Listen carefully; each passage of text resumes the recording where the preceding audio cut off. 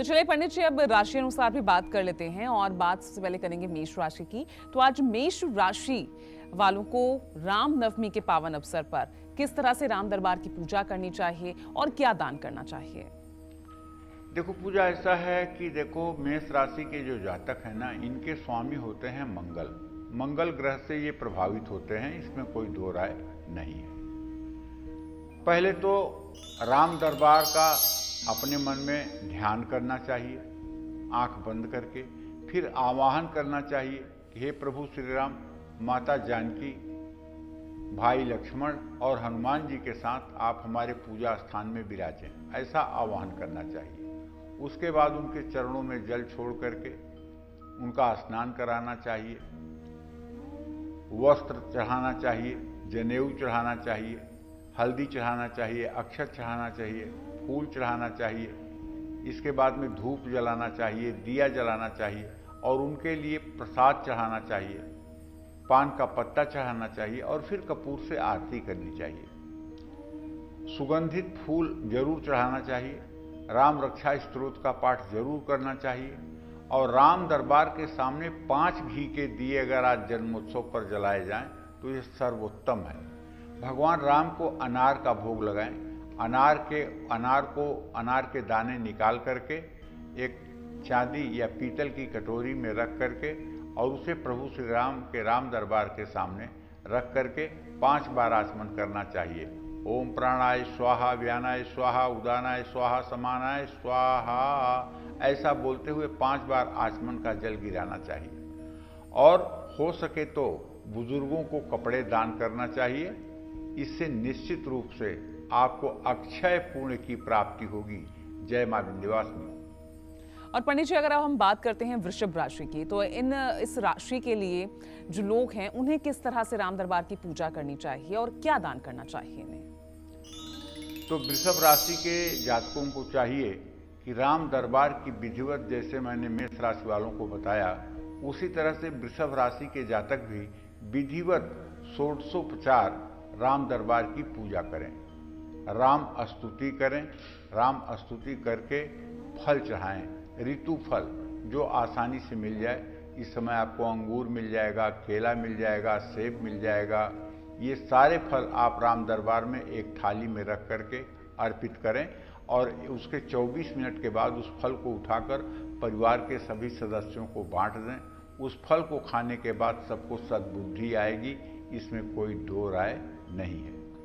रसगुल्ले का भी आप भोग लगा सकते हैं। अगर रसगुल्ला मिल जाता है तो सफ़ेद रसगुल्ले का भी भोग लगा सकते हैं। राम दरबार के सामने आपको 8 घी के दिए जलाने चाहिए और राम जी की मूर्ति पर पीली चुनरी, जिसको पीताम्बर भी कहते हैं, उसे चढ़ाना चाहिए। राम जी की मूर्ति पर पीला वस्त्र चढ़ाना चाहिए और किसी वृद्धाश्रम में जाकर के वहाँ कुछ दान पुण्य जरूर करना चाहिए। ऐसा मैं इसलिए कह रहा हूँ कि भगवान राम ने शबरी से अपनी नवधा भक्ति बताई है। वो नवधा भक्ति क्या है?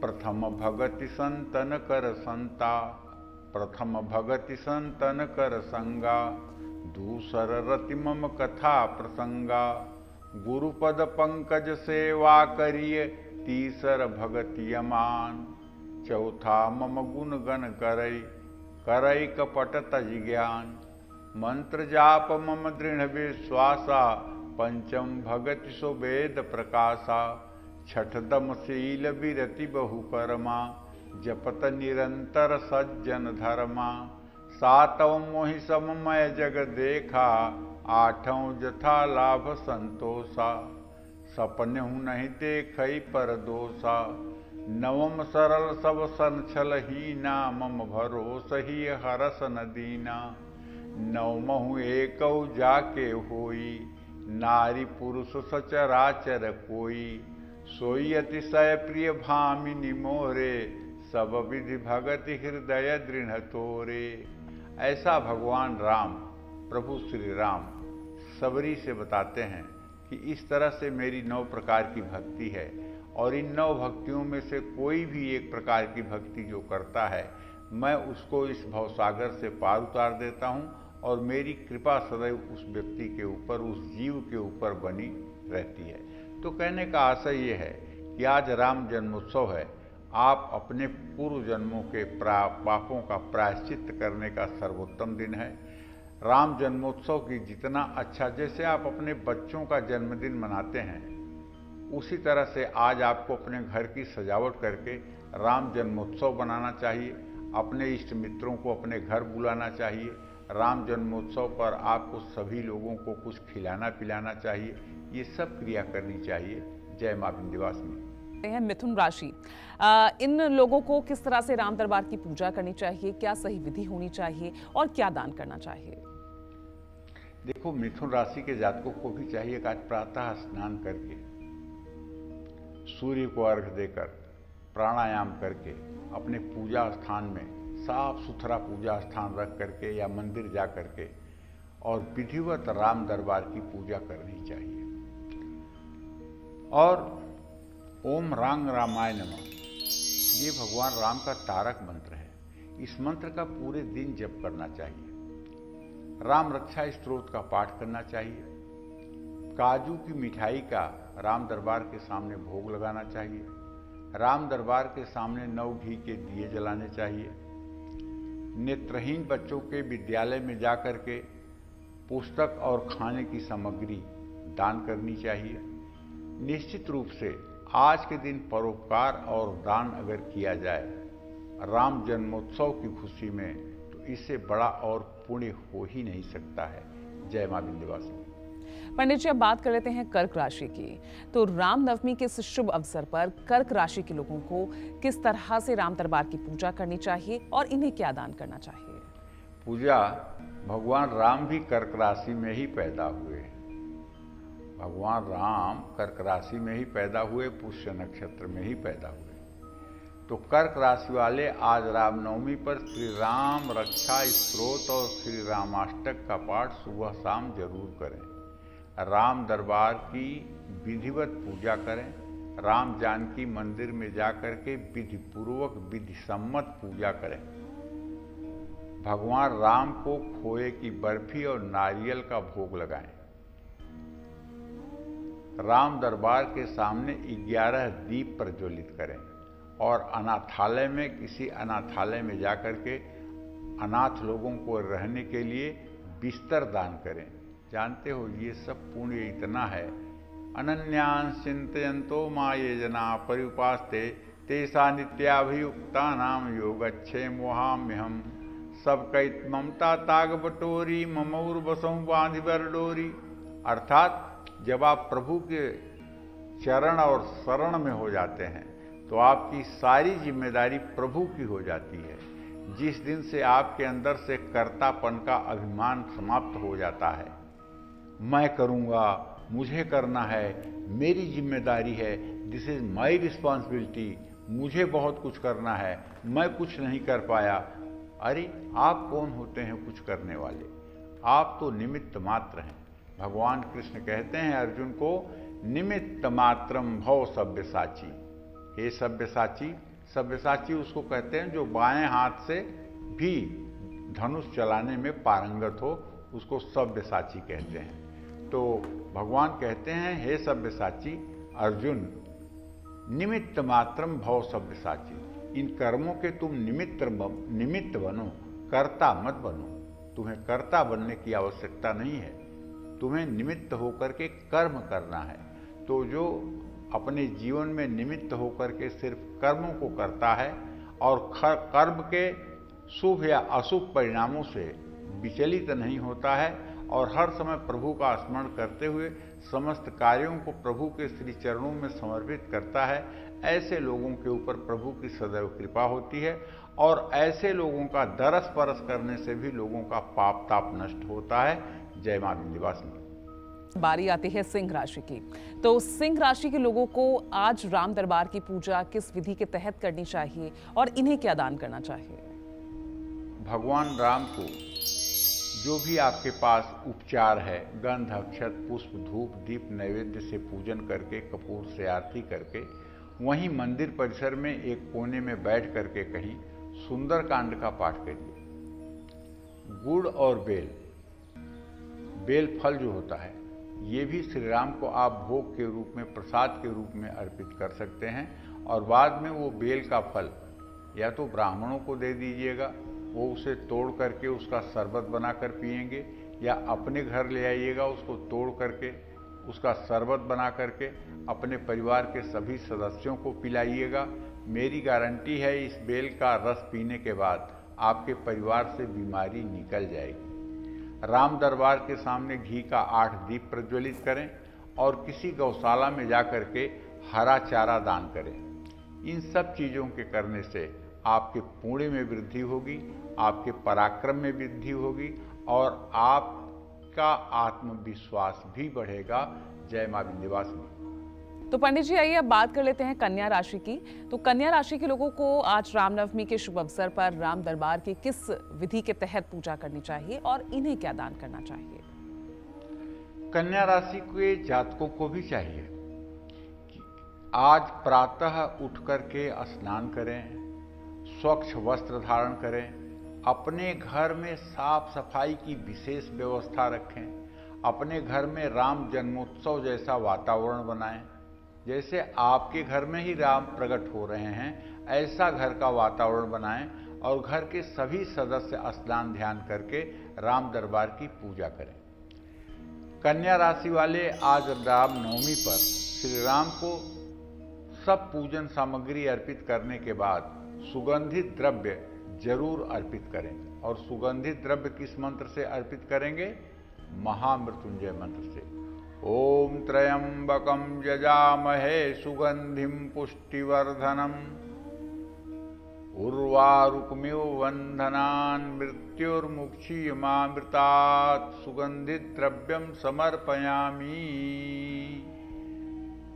और श्री राम मंगला शासनम अगर ये आपके पास मौजूद है तो इसका भी आप पाठ कर सकते हैं, नहीं तो इसकी जगह पर राम रक्षा स्तोत्र का पाठ या श्री राम चालीसा का पाठ सर्वोत्तम है। राम जी को तुलसी के पत्ते, मीठे चावल और नाशपाती का भोग जरूर लगाना चाहिए। राम दरबार के सामने आज रामनवमी पर 24 घंटे के लिए एक अखंड दीपक जरूर जलाना चाहिए, जो 24 घंटे तक कल सुबह तक जलता रहे और उसकी आप रक्षा करते रहें। दिए को चावल की ढेरी पर रखें, उसको जमीन पर ना रखें और दिए को जला करके उसके पास हल्दी, अक्षत, फूल हाथ में लेकर के दिया की प्रार्थना करें, दीपक की प्रार्थना करें। भो दीपम देव रूपस्तुम कर्म साक्षी है विघ्नकृत यावत कर्म समाप्ति स्यात् तावत त्वं सुस्थिरो भव। हे दीप देव, जब तक प्रभु श्री राम के जन्मोत्सव का कार्यक्रम चल रहा है तब तक आप स्थिर रहें। जय मां विंध्यवासिनी। तो पंडित जी बात कर लेते हैं तुला राशि की। इस राशि के लोग किस तरह से राम दरबार की पूजा करें और ये लोग क्या दान करें? देखिए, मैं अपने सभी दर्शकों को बताना चाहूंगा, तुला राशि के जातकों का स्वामी ग्रह है शुक्र, और शुक्र ग्रह की अधिष्ठात्री देवी हैं जगत जननी जगदम्बा, और जगत जननी जगदम्बा का ही स्वरूप माता जगत जननी जानकी है। माँ सीता जगदम्बा का ही स्वरूप है। परम ब्रह्म परमेश्वर के साथ वो भी जनकपुर में अवतरित हुई थी, किसी के गर्भ से पैदा नहीं हुई थी। ठीक है। एक कथा आती है कि जब भगवान राम की शादी हो गई और भगवान राम कोहबर में गए तो लक्ष्मण, भरत और शत्रुघ्न ये भी तीनों भाई पीछे पीछे गए। तो अवध की नारियां और जनकपुर की नारियों ने कहा कि अरे इन लोगों का क्या पूछना है, इनके यहाँ तो खीर खाने से बेटे पैदा हो जाते हैं। तो भरत जी ने कहा हाँ हाँ, हमारे यहाँ तो खीर खाने से बच्चे पैदा हो जाते हैं और आपके यहाँ से तो जमीन से बच्चे पैदा हो जाते हैं, जमीन में से बच्चे पैदा हो जाते हैं। तो इस तरह का भी मनोविनोद उस समय विवाह के समय था। तो माता जगत जननी जगदम्बा माँ सीता पृथ्वी से प्रकट हुई थी, ये बात लगभग सभी लोगों को पता है। तुला राशि के जातकों को चाहिए कि रामनवमी पर श्री राम को मलयागिर चंदन केसर के साथ घिस करके और अपनी अनामिका उंगली से तिलक करें और श्री राम प्रेमाष्टकम का पाठ करें। भगवान राम को कलाकंद और सेब का भोग जरूर लगाएं और राम दरबार के सामने 4 घी के दिए जलाएं। अब गर्मी का समय आ रहा है। सार्वजनिक स्थान पर जहां राहगीर पैदल चलते हैं, ऐसे स्थान पर अगर आपका सामर्थ्य है तो पूरे गर्मी के लिए प्याऊ की व्यवस्था करें, माने पीने वाले पानी की व्यवस्था करें ताकि राहगीर रुक करके वहां पानी पी सकें।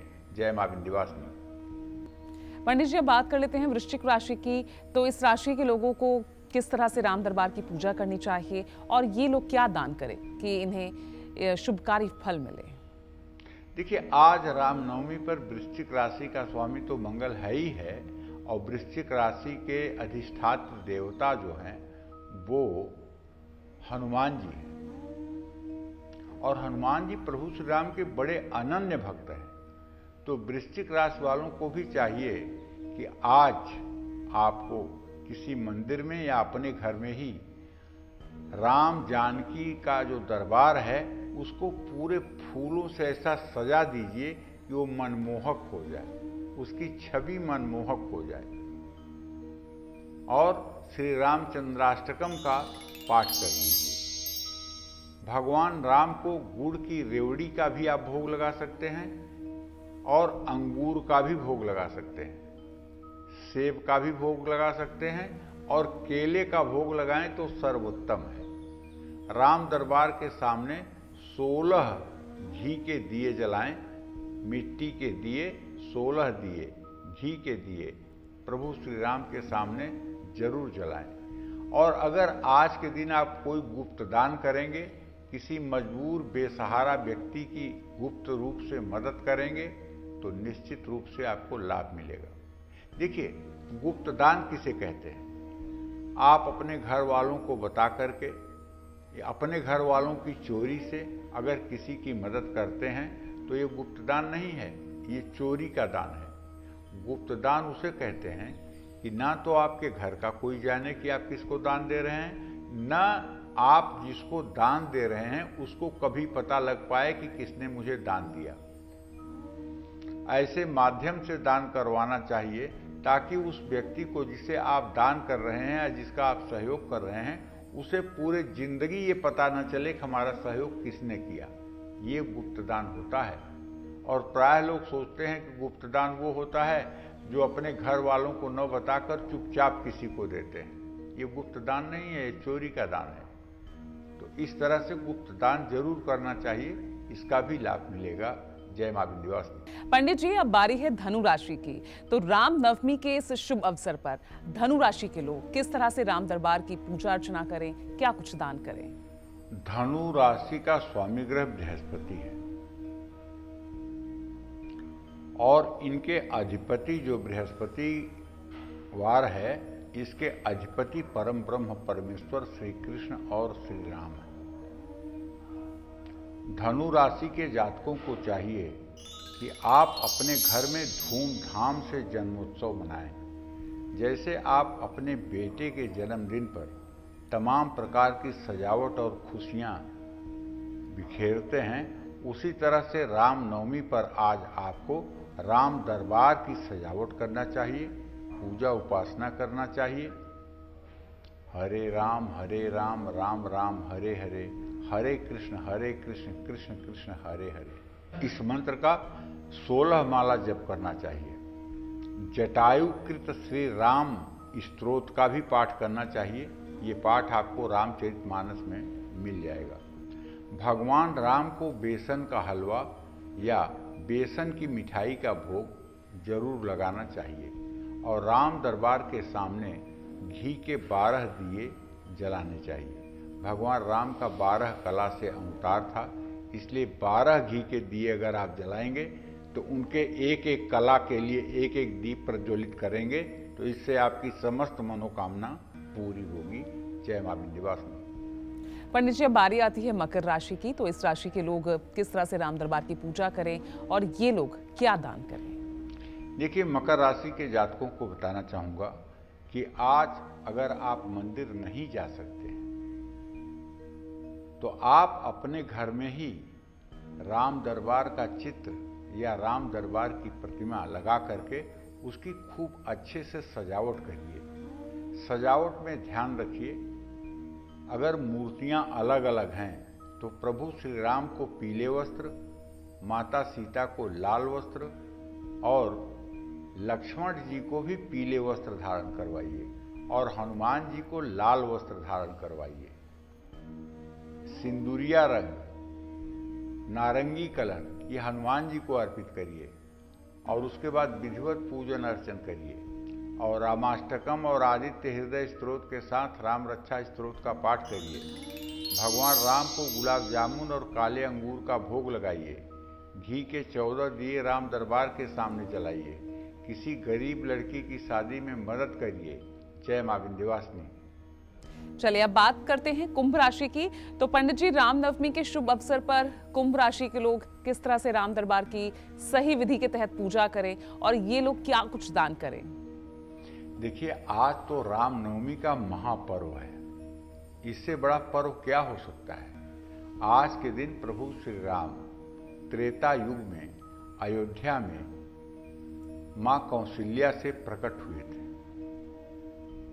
तो आज का दिन हर सनातन धर्मी के लिए सबसे बड़े उत्सव का दिन है, सबसे बड़े खुशी का दिन है। आज हमको सभी लोगों को अपने घर में राम जन्मोत्सव मनाना चाहिए। जो लोग श्री अवध अर्थात अयोध्या में आज पहुंचे हुए हैं उनका तो भाग्य ही कुछ और है। सरयू में स्नान करके राम जन्मभूमि पर जा करके प्रभु श्री राम के विग्रह का दर्शन करेंगे, उनका तो जीवन ही धन्य है। लेकिन अगर आप अयोध्या नहीं पहुंच पाते हैं तो आज आपको अपने ही घर में राम जन्मोत्सव मनाना चाहिए। राम जन्मोत्सव मनाने के लिए अपने पूजा घर को सजाइए, फूलों से सजाइए, सुगंधित द्रव्य के लिए आप धूप बत्ती जलाइए, घी के दिए जलाइए और वहाँ का वायुमंडल ऐसा करिए कि वहाँ जाने के बाद आपको शांति मिले। घर की पूरी साफ सफाई रखिए। घर के पूरे परिवार राम जन्मोत्सव में साफ सुथरे कपड़े पहनकर स्नान करके भाग लें। आरती करते हुए सभी लोग जय जगदीश हरे करें और सीताराम की एक साथ पूजा करें। भगवान राम के सामने बैठकर सुंदरकांड का पाठ करें। सुंदरकांड का पाठ अगर 2-4 लोग एक साथ करें तो ये बहुत अच्छा है। श्री राम रक्षा स्तोत्र का पाठ करें। भगवान राम को अगर चीकू मिल जाए तो उसका भी आप भोग लगा सकते हैं। सुंदरकांड की 18 किताबें किसी मंदिर में ले जाकर के दान करें। तो ये सब उपाय ऐसे उपाय हैं जो कुंभ राशि के जातकों के भाग्य में 4 चांद लगाएंगे, इसमें कोई दो राय नहीं है। जय मां विंध्यवासिनी। पंडित जी, अब बात कर लेते हैं मीन राशि की। तो मीन राशि के लोग आज रामनवमी के शुभ अवसर पर राम दरबार की किस तरह से पूजा अर्चना करें और ये लोग क्या कुछ दान करें? आज मीन राशि के सभी जातकों को चाहिए कि प्रभु श्री राम की पूरे दिन स्तुति करें। रामायण में बाल कांड के साथ साथ जितना संभव हो सके अयोध्या कांड का भी पाठ करें। भगवान राम को जलेबी, दही और केले का प्रसाद चढ़ाएं। राम दरबार के सामने अगर हो सके तो 21 घी के दिए जलाएं। इन दियों से एक प्रकार से आप सजावट का काम करें। किसी मंदिर के निर्माण में अगर हो सके तो मदद करें। परोपकार अगर करेंगे तो सदा सुखी रहेंगे। परोपकाराय पुण्याय पापस्य परपीडनम। परोपकार से बड़ा कोई पुण्य नहीं होता है। 18 पुराणेषु व्यासस्य वचनद्वयम् परोपकाराय पुण्याय पापस्य परपीडनम। तो कहने का मतलब परोपकार जरूर करें। जय मां विंध्यवासिनी।